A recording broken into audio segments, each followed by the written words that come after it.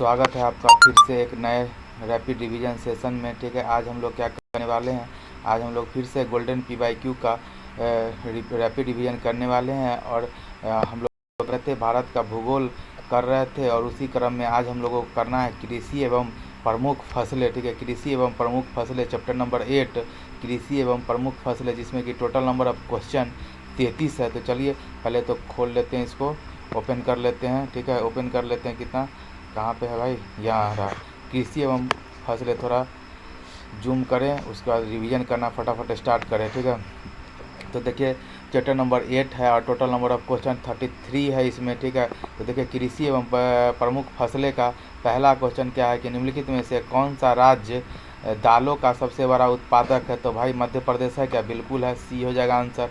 अगला देखते हैं कि निम्नलिखित में से कौन सी खरीफ की फसल नहीं है। निम्नलिखित में से कौन सी खरीफ की फसलें नहीं है, तो खरीफ माने गर्मी का फसल कौन सा नहीं है। तो देखिए गेहूं तो सीधी बात है, रबी फसल है। गेहूं क्या है, गेहूं रबी फसल है। ठीक है, तो ये हो गया। आगे बात करते हैं, कि तीसरा सवाल है कि निम्नलिखित में से कौन सी फसल भारत में जायद के मौसम में नहीं उगाई जाती है। निम्नलिखित में से कौन सी फसल भारत में जायद, ठीक है, जायद के मौसम में नहीं उगाई जाती है। खरबूज उगाई जाती है, तरबूज उगाई जाती है, खीरा भी उगाई जाती है, लेकिन चावल नहीं उगाई जाती है। ठीक है, आगे बात करते हैं 4 नंबर सवाल। चौथा सवाल क्या है, थोड़ा सा ओपन करें। चौथा नंबर किधर है भाई, इधर है। ठीक है, पी सेन गुप्ता और जी सदासयुक 1968 ने भारत को कितने लघु कृषि प्रदेश में बांटा था। तो क्या कहते हैं कि 60 में। ठीक है, क्या कहते हैं कि पी सेन गुप्ता, ठीक है, पी सेन गुप्ता और जी सदासयुक 1968 में पी सेन गुप्ता और जी क्या बोलते हैं कि जी सदासयुक 1968 में भारत को कितने लघु कृषि प्रदेश में बांटा गया था। ठीक है, तो 60। ठीक है, आगे बात करते हैं भारतीय कृषि का इतिहास। कृषि का इतिहास किसने लिखा है। ठीक है, तो क्या कहते हैं एम.एस. रंधावा ने लिखा भारतीय कृषि का इतिहास पुस्तक एम.एस. रंधावा ने लिखा। एम.एस.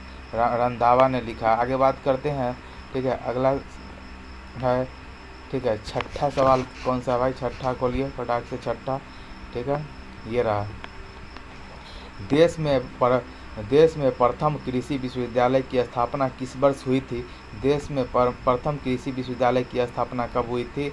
तो प्रथम का बात करें तो 1960 में हुआ था। देश में सर्वप्रथम कृषि विश्वविद्यालय की स्थापना प्रथम प्रधानमंत्री पंडित जवाहरलाल नेहरू ने 17 नवंबर 1960 में उत्तर प्रदेश कृषि विश्वविद्यालय के रूप में की थी। ठीक है, आगे बात करते हैं। निम्नलिखित में से एक भारतीय कृषि की विशेषता नहीं है। निम्नलिखित में से एक भारतीय कृषि की विशेषता नहीं है, कौन सा नहीं है। देखो प्रकृति पर अधिक निर्भरता है। आगे बात करते हैं कि उत्पादकता का निम्न स्तर, ये भी है। फसलों की विविधता क्या बोलते हैं, ये भी है, लेकिन बड़े खेतों की प्रधानता नहीं, बड़े खेत नहीं है यहाँ पे छोटे छोटे खेत है। ठीक है, आगे बात करते हैं। 8वां सवाल क्या कह रहा है, 8वां सवाल है सूची 1 को सूची 2 से सुमेलित कीजिए। सूची 1 को सूची 2 से सुमेलित करिए कि खाद्य उत्पादकता के वृद्धि के लिए कौन सा क्रांति लाया गया था। तो हरित क्रांति लाया गया था खाद्य उत्पादक। दूध के लिए श्वेत हो जाएगा, मत्स्य के लिए नीली हो जाएगा, उर्वरक के लिए भूरी हो जाएगा। ठीक है, तो क्या हो जाएगा इसका आंसर, खाद्य। तो देखिए 1, ठीक है, 1-3-1-3-1-3-2-4 किसमें है, 1-3-2-4 ए में है, बिल्कुल सही हो जाएगा आंसर इसका। ठीक है, 8वां नंबर सवाल देखते हैं। 8वां सवाल देखते हैं फटाक से। 8वां सवाल किधर है भाई, 8वां नीचे ही है क्या, हाँ इधर है। ठीक है, 8वां तो दे दिए ना। 8वां 9वां सवाल क्या है, 9वां है सूची 1 को सूची 2 से सुमेलित कीजिए।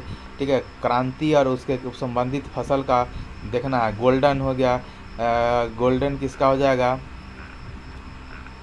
ठीक है, तो देखिए काली ब्लैक वाला किसका हो जाएगा, ब्लैक वाला हो जाएगा आपका, ब्लैक हो जाएगा, हमको लग रहा है कि पेट्रोलियम हो जाएगा ब्लैक। ठीक है, ब्लैक क्रांति किस में आया था, पेट्रोलियम में आई थिंक आया था। ठीक है, पीली क्रांति तिलहन में हो जाएगा। ग्रे क्रांति किसका हो जाएगा, ग्रे क्रांति उर्वरक का हो जाएगा, और गोल्डन क्रांति बागवानी का। तो देखिए बागवानी का गोल्डन तो 2 हो गया, 2 4 2 4 2 4 1 3 2 4 1 3 किस में है, 2 4 1 3 2 4 2 4 1 3 सी में है, बिल्कुल सही आंसर हो गया। आगे बात करते हैं कि रबी की फसलों को बोया जाता है, रबी की फसल, तो रबी हो गया, तो रबी माने सूर्य से ठंडा में रोपा जाता है, माने कि अक्टूबर से नवंबर में रोपा जाता है, बिल्कुल सही जवाब हो गया। आगे बात करते हैं 11 नंबर सवाल है, निम्नलिखित में से किस समूह की फसलें नगदी हैं, नगदी फसल कौन सा हो जाएगा। तो भाई इसको कपास हो गया, गन्ना हो गया, केला हो गया, ये नगदी फसल में आता है। ठीक है, आगे बात करते हैं, ठीक, आगे बात करते हैं कि पूसा पूसा सिंधु गंगा एक प्रजाति है। ठीक है, पूसा सिंधु गंगा, ठीक है, पूसा सिंधु गंगा, पूसा सिंधु गंगा एक प्रजाति है किसका, पूसा सिंधु गंगा एक प्रजाति है किसका, गेहूं का, गेहूं का एक प्रजाति का नाम है पूसा सिंधु गंगा।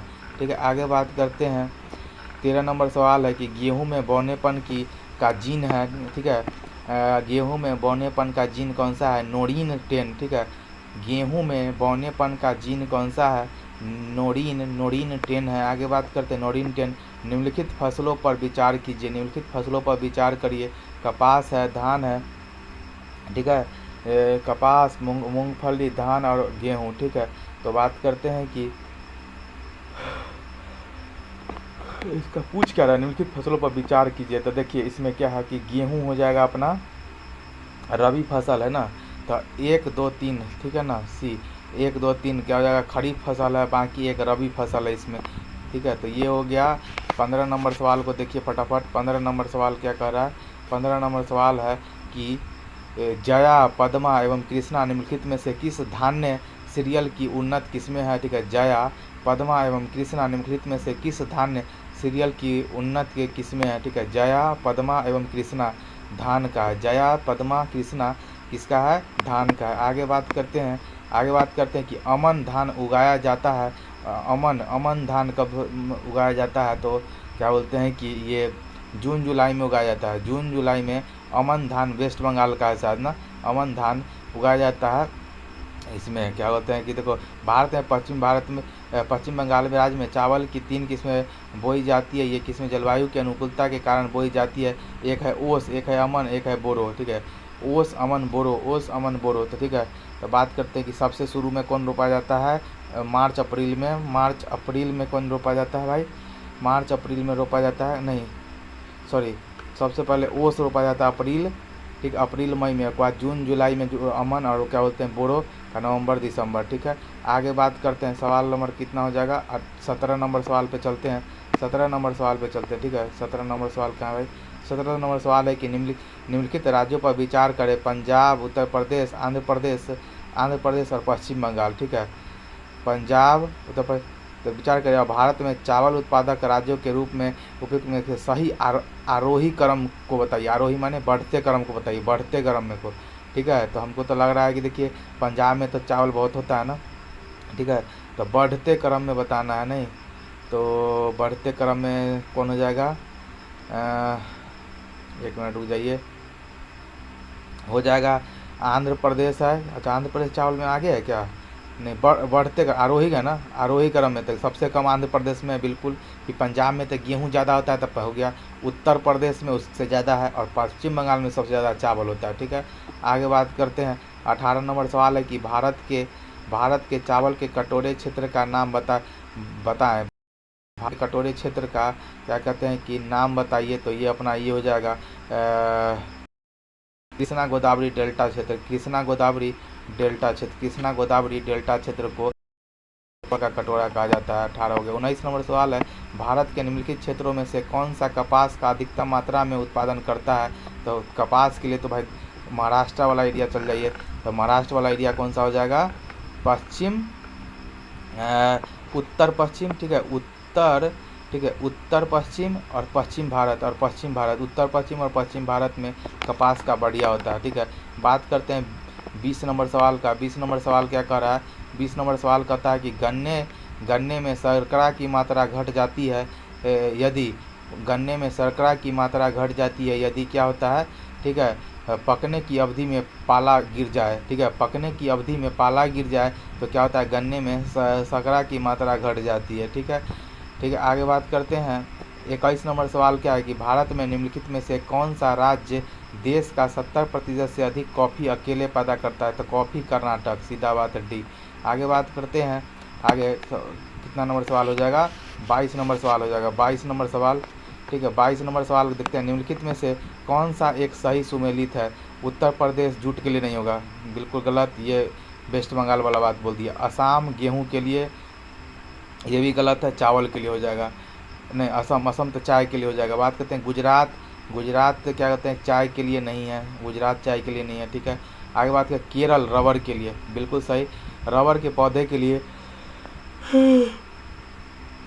गर्म और नम जलवायु, गर्म और नम जलवायु अच्छी होती है। भारत में रबर का सर्वाधिक उत्पादक राज्य केरल है। ठीक है, आगे बात करते हैं। 23 नंबर सवाल है कि भारत में तंबाकू का सर्वाधिक उत्पादन करने वाला राज्य कौन है? आंध्र प्रदेश की कौन है? भारत में तंबाकू का सर्वाधिक उत्पादन करने वाला राज्य गुजरात है, पहली बार पता चला हमको। ठीक है, गुजरात है सर्वाधिक करने वाला। ठीक है, आगे देखते हैं। 24 नंबर सवाल। ठीक है, 24 नंबर सवाल देखते हैं फटाक से। ठीक है, 24 नंबर, सूची 1 को सूची 2 से सुमेलित कीजिए। ठीक है, कि क्या है कि पश्चिमी घाट दक्षिण पूर्वी राजस्थान, उत्तरी पूर्वी भारत और मध्य प्रदेश तथा छत्तीसगढ़। तो देखिए कौन कहाँ पे होता है, सो थोड़ा सा देखना पड़ेगा इसको। ठीक है, तो देख कुमारी है एक तरफ झूम है, बालतरे है, बालतरे और डाहिया है, डाहिया। ठीक है, तो हमको तो लग रहा है कि डी का, ठीक है, डी का ए हो जाएगा। डी का ए किसी में है क्या? डी का ए 2 में है। ठीक है, डी का ए 2 में है। ठीक है, और देखते हैं पश्चिमी घाट में कौन हो जाएगा, कौन हो जाएगा पश्चिमी घाट में? कौन हो जाएगा भाई? 4 माने 4 है, कुमारी। ठीक है, पश्चिमी घाट में तो कुमारी है। ठीक है, पश्चिमी घाट में कुमारी। ठीक है, और क्या बोलते हैं कि डी मध्य प्रदेश तथा छत्तीसगढ़ में ये हो जाएगा डालिया। ठीक है, आगे बात करते हैं। उत्तर पूर्वी भारत में झूम खेती होते हैं ना, उत्तर पूर्वी भारत में झूम होता है। तो सी का 3 किस में भाई? सी का 3 ए में है। तो बस बात करूँ, झूम खेती होता है वहाँ पे। तो थोड़ा सा इसको देख लीजिए। पश्चिमी घाट पे स्थानांतरित खेती को क्या कहा जाता है? कुमारी कहा जाता है। पश्चिमी घाट में स्थानांतरित खेती को कुमारी कहा जाता है। दक्षिण पूर्वी राजस्थान में बालतेर कहा जाता है। क्या कहा जाता है? बालतेर, बालू बहुत होता है ना वहाँ पर राजस्थान में, तो बालतेर हो गया। और उत्तर पूर्वी भारत में झूम खेती होता है। ठीक है, और मध्य प्रदेश तथा छत्तीसगढ़ में डालिया होता है। ठीक है, आगे बात करते हैं। 26 नंबर सवाल है, कौन सा सुमेलित नहीं है? ठीक है, कौन सा सुमेलित नहीं है? ठीक है, तो झूम तो भाई झूम असम का उत्तर पूर्वी में है। ठीक है, पोंडू में है, ये भी ठीक है। और पोंडू उड़ीसा का, वो भी सही है, पोंडू। ठीक है, पोंडू उड़ीसा, जो बेसी उड़ता है ना बहुत भोंडू होता है, भोंदुआ होता है, पोंडू उड़ीसा। अब मासा हिमाचल प्रदेश नहीं होगा, मासा हिमाचल प्रदेश नहीं होगा। ठीक है, मासा का हिमाचल प्रदेश नहीं होगा, बी आंसर होगा। तो मासा कहाँ का होगा थोड़ा सा देख लीजिए। ठीक है, एक मिनट थोड़ा सा देख ले इसका आंसर कहाँ दिया है। एक मिनट रुकिएगा, इसका आंसर थोड़ा कहाँ है देखें। देखिए यहाँ पर लिखा हुआ है कि पोंडू उड़ीसा में होता है, पोनम केरल में होता है, झूम असम उत्तर पूर्वी पर, मासा मध्य प्रदेश का, मौसे मासा मसान या मासा मध्य प्रदेश का है। ठीक है, तो ये गलत दिया हुआ था। और बात करते हैं कि पेड़ा का बोलते हैं, पेड़ा आंध्र प्रदेश का है, खील हिमालयन क्षेत्र का है, और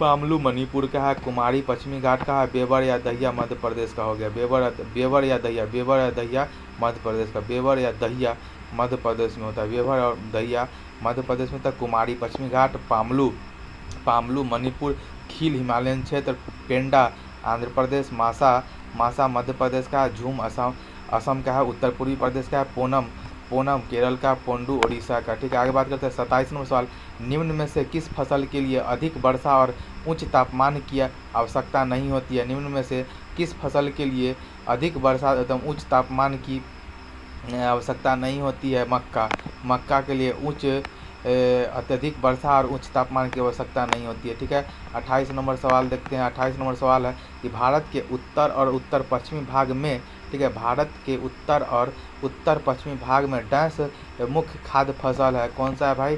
तो गेहूँ है। ठीक है ना, क्या हाँ, उत्तर और उत्तर पश्चिम भाग में कौन सा है? गेहूँ हो गया। आगे बढ़ते हैं 29 नंबर सवाल को देखते हैं फटाक से। 29 नंबर सवाल को देखते हैं कि निम्नलिखित में से कौन रेशेदार फसल का उदाहरण है? निम्नलिखित में से कौन रेशेदार फसल का उदाहरण है? तो रेशेदार के लिए तो सन होता है ना, सन हम लोग सुनते हैं, संठी उंठी नहीं सुने हैं, संठ हेम्प होता है। ठीक है, रेशेदार। आगे बात करते हैं निम्नलिखित में से कौन तिलहन की एक किस्म है? तिलहन का एक कौन सा किस्म है भाई? तो ये है तारामीरा एक क्या होता है? तिलहन का एक किस्म है। ठीक है, खाद्य तेल निकालने के लिए तिलहन की खेती की जाती है। मालवा पठार मराठावाड़ा गुजरात राजस्थान को शुष्क भाग तथा आंध्र प्रदेश के तेलंगाना व रायलसीना प्रदेश भारत के प्रमुख क्या बोलते हैं तिलहन उत्पादन क्षेत्र है। ठीक है, आगे बात करते हैं भारत के प्रमुख तिलहन फसलों में मूंगफली, तोरिया, सरसों, सोयाबीन, सूरजमुखी तथा तारामीरा है। ठीक है, आगे बात करते हैं अरेबिका, रोबस्टा एवं लाइबेरिया कॉफ़ी की प्रमुख किस्में हैं। अरेबिस्टा, रोबस्टा और लाइबेरिका प्रमुख फसल किसका है? कॉफ़ी का। भारत में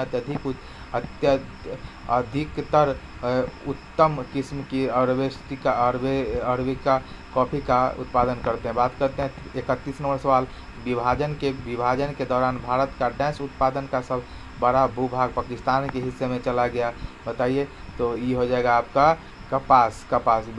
विभाजन के दौरान भारत का उत्पादन का बहुत बड़ा भूभाग पाकिस्तान में किस हिस्से में चला गया? किसका? कपास का। ठीक है, कपास का चला गया उधर। 32 नंबर सवाल को देखिए। 32 नंबर सवाल कहाँ है भाई?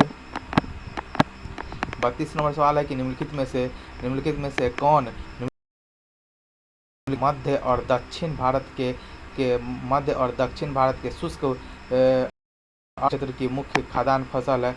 अर्ध शुष्क का ये हो जाएगा ज्वार। ठीक है, निम्नलिखित में से मध्य और दक्षिण भारत के शुष्क अर्ध शुष्क क्षेत्रों के मुख्य खाद्यान्न फसल कौन सा है? तो ये ज्वार हो जाएगा। कौन हो जाएगा? ज्वार। 33 नंबर सवाल को देखते हैं कि भारत के प्रमुख जूट उत्पादक राज्यों के समूह की पहचान करें। भारत की प्रमुख जूट उत्पादक, तो वेस्ट बंगाल 1 नंबर पर आएगा। बिल्कुल हमको तो लग रहा है बी है। वेस्ट बंगाल, बिहार, असम, उड़ीसा, इस बेल्ट में बहुत जूट होता है। ठीक है, आगे बात करते हैं कितना हो गया क्वेश्चन? 33 हमको लग रहा है ख़त्म हो गया। ठीक है, हाँ ख़त्म हो गया। ठीक है, तो इसी के साथ वो चैप्टर नंबर 8 ख़त्म हो चुका है। ठीक है, मिलते हैं फिर किसी नए रिवीजन सेशन में, तब तक के लिए बाय।